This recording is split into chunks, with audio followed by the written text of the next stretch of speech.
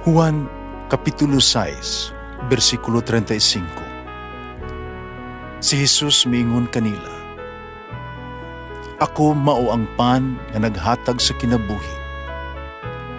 Ang muari kanako dili nagayod gutomon, ug ang mutuo kanako dili nagayod uhawon."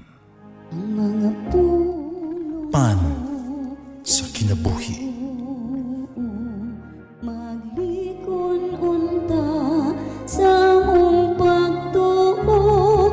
Gagakakabi sa pagtuman sa imong mahal nga kasuguan. Ang Ginoo na kaninyo, Santos ng Ebanghelyo sa mala ni San Mateo. Unya miingon sa Jesus yung mga tinunan, sultihan ko kamo, na malisod kaayo sa usa ka dato ang pasulod king harian sa langit. Sultihan ko pagayod kamo.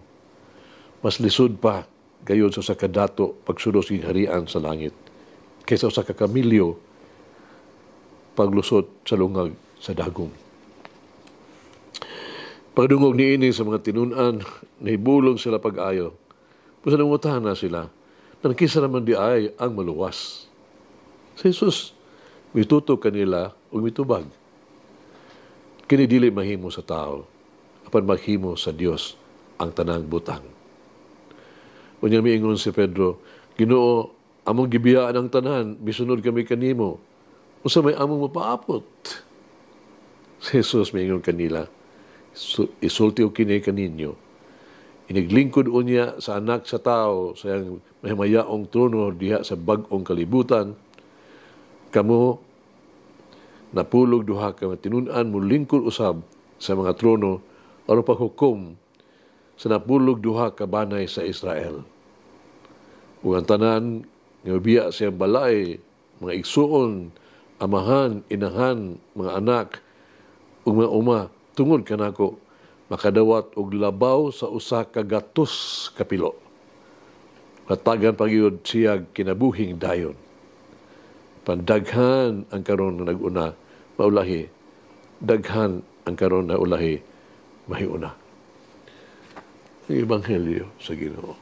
Pasalamati ang Ginoo kay siya maayo, ang iyang gugma mulungtad hangtod sa kahangturan. Pasalamati ang Dios sa tanang mga Dios, ang iyang gugma malungtaron.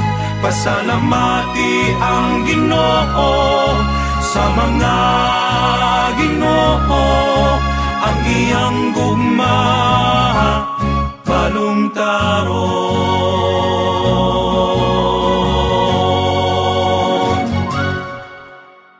Para sa Ginoo, way imposible.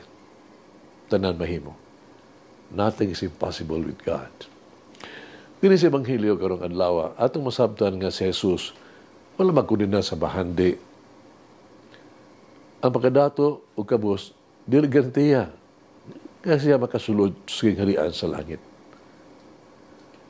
Ang pasulod sa harian sa Dios, gasa sa Dios.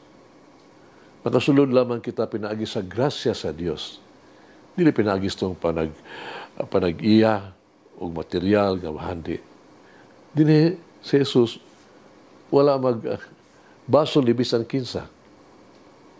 Yan ang ipadayag diya kanato ang kapeligruhan bahin sa bahandi. Unsa makining kapeligruhan sa mga dangers. Una po ang panayag kunang usa ka tagod adunay tingali. Ha? Magunahuna siya nga ang tanan adunay bili. Nga bisan unsa mapalit. Busa mamiligro siya sa pagtuo, wala na lagi kinahanglan. Nagkilala ang Diyos. Mahimo siyang modesisyon, kamahimo niya ang tanan, bisag kung wala ang Diyos. Ikaduha, kung sa katao adunay daghang material nga mga kabtangan, mahimo siyang mamiligro. Nga isinto niya, itutok niya ang tanan niyang pagtagad, ni ining mga mapasagdan sa niya, ang iyang espirituhanon nga panginahanglan. Kung sa daghang material nga interest tingali, nga siya miligro sa pagtanaw lamang sa material. Nga panginahanglan, kung makalimutan sa papangita sa kinabuhing dayon. Kay naanad naman sa material nga kaharuhay, mahimo siyang may miligro nga ihikling ang mga hiyas, ang mga sakrifisyo, o mga pag-antos. Matintal siya, nga mahigot siya, kanila imbis magbuhat o usa ka, mahiyason kaayo nga kinabuhi sa pag-ambit o paghatag. Ikatulo, kung usa ka tao dato kaayo, nga siya mahadlok na sa kanunay, mawala kini. Kung sila adunay daghang kaayong material nga katigayunan, mahimo siyang hukman ang tanan bahin sa ganti o ganansya. Ay pananaw. Mahimo niyang buhaton ang mga butang tungod lamang sa lapi, sa suhol. Ana siya sa peligro o katagan o bili ang trabaho o ang tanan bahin kung unsa ang iya makuha o kung pila ang kantidad sa iyang paningkamot. All money. Ang Diyos lamang ang makaluwas. Ang Diyos maghihatagon. Ang Diyos mga ato ang seguridad ning kinabuhi Timan ay ka na. Ang Diyos mugiya ka na ito ngatos karampusan. Sa ang tinuon nga bahandi. Uban sa Diyos, dili gyud kita makulang sa bisan unsa. Dili gyud kita makuwangan. Si Jesus nagpasalig ka na ito nga kung atong biyaan ang material nga kabtangan o makalipay tungod kaniya, kita makadawat usa ka gatos kapilo. Makapanunod sa kinabuhing dayon pagyud. O kita anda mo bulag sa tuang kaugalingon gikan sa material nga bahandi, kalibutan ng mga pagdani, sigurado nga si Jesus miingon, kita mauna sa iyang gingharian. Awan atong karon pagkatawag atong kaugalingon, unsa mga ato ang ikonsiderar sa nga atong seguridad o kalampusan ni ining kinabuhi. Unsa may atong giisip, no? Atong tinuod yung bahandi, nga binilhon na ito. Pero sa kabata ng utana siyang inahan, no? Nakasabot ba ang Ginoo in English?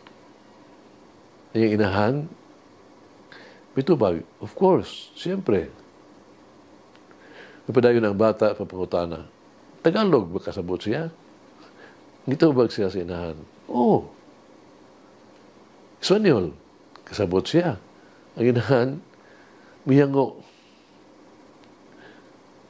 Ano na ba'y pinulungan nga wala makasabti sa Diyos? Ang bata gusto mahibalo. Oo, adunay usara. Ang bata ng utana, kung sa man ka ng pinulungan nga wala mahibalo sa Diyos. Kung ang inahan, mitubag, ang Diyos dili mahibalo unsaon pag-ingon nga dili kanato.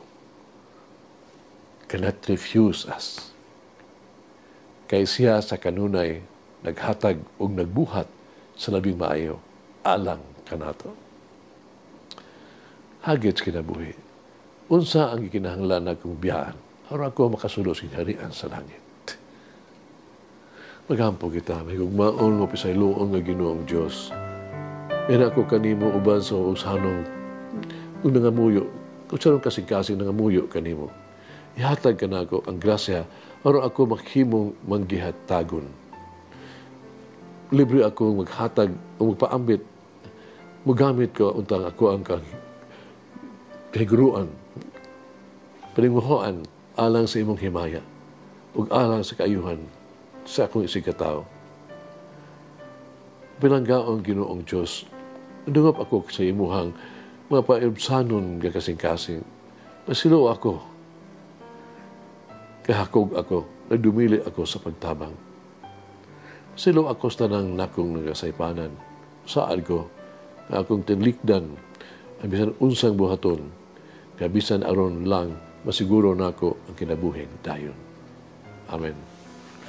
Mama Mary, teach me to cling to the Lord alone and not to temporal things. Langin ng Diyos magagahom sa tanan, Amahan, Anak, Espiritu Santo. Amen.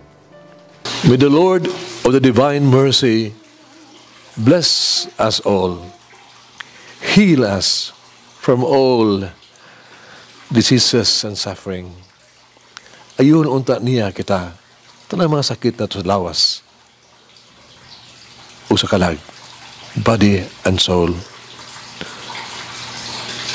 In the name of the Father, the Son, and of the Holy Spirit.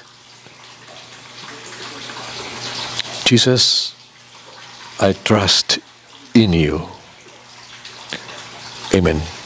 Whoever eats the bread of life will never hunger, says the Lord.